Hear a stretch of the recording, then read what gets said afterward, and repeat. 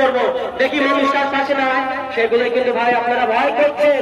মানে জনগণের কালো মাথায় জীবনদের থেকে ভারতবাসীদের থেকে যাও তো ভয় পেয়েছে।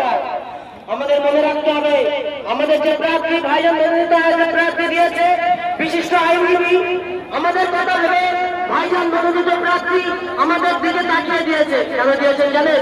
এই ভাঙড় বিধানসভাতে যখন নৌকায় জিতেছিলাম, যখন আমরা এই ছোট ছোট কর্মীরা নেতার ভাইয়ের দিকে যখন এগিয়ে যাচ্ছি, শাসক দল বুঝতে পেরেছে ওদের কাছ থেকে মানুষ কেড়ে যাচ্ছে, ওদের পাওয়ার তোলা মাটি সরে যাচ্ছে, সেই জন্য আমাদের উপরে যত অত্যাচার আছে ভাঙড়ে নামিয়েছে।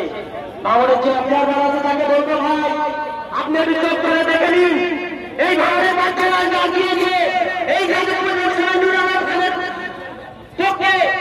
জনসভাতে দাঁড়িয়েছে, আজকে তার এই মিনিবিড়িকার সংসদ বাজার বুঝিয়ে দিচ্ছে।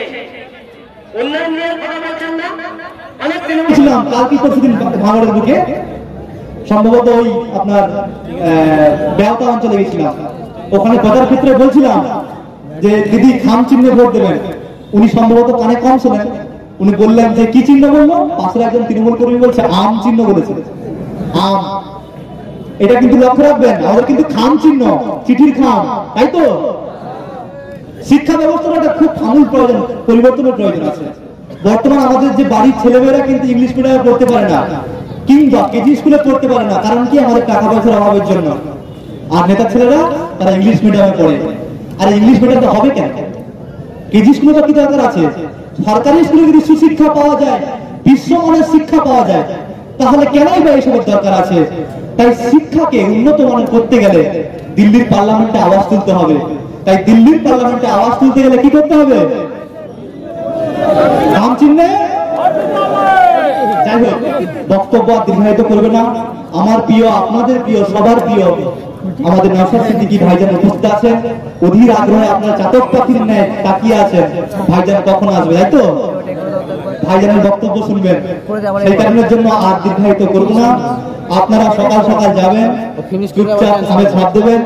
সেই সঙ্গে সঙ্গে প্রশাসন যে বন্ধুরা যারা ডিস্টার্ব করবে, যারা মনে করে আইনকে হাতে তুলে নিচ্ছে, আইনের নামে আইপিসি সিআরপিসি না মেনে ভুলভাল ভাবে আমাদের কেস দিচ্ছে, তাই তো? আপনারা এইবার থেকে একটা কাজ করবেন। এখনো থানায় গেছিলাম আমি, থানায় যাওয়ার পরে পুলিশ বলছে বাই মিস্টেক তুলে ফেলেছিলাম, এখন ছেড়ে দিচ্ছি। অতএব 41 নোটিশ কমপ্লাই করার জন্য যাকে ওয়ারেন্ট হবে, যাকে অ্যারেস্ট করবে পুলিশ, তার আগে কিন্তু 41 নোটিশ দিতে হবে।